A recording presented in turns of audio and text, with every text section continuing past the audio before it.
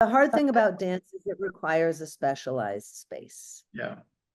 And that is what makes it so costly, much more costly than even music or orchestras, because when you have an orchestra, everyone rehearses at home by themselves.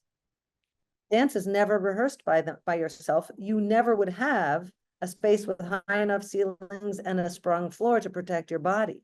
So dance is 100% contact in rehearsal at all times. And that's what makes it so expensive. So you have to pay for everyone to be together in the same room all the time.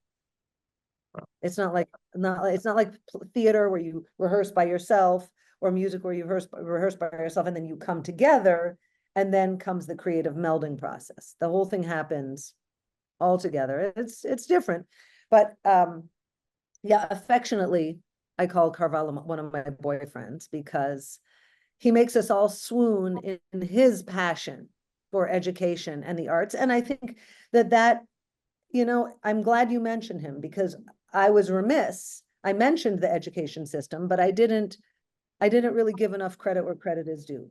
In the past 25 years, the fact that he was so vehement about establishing magnet programs in the arts, and in every elementary, every middle school, and every high school has the opportunity to infuse these into their programs, again, raises the bar for who is coming out of these school systems and how they are affected or affect the arts community.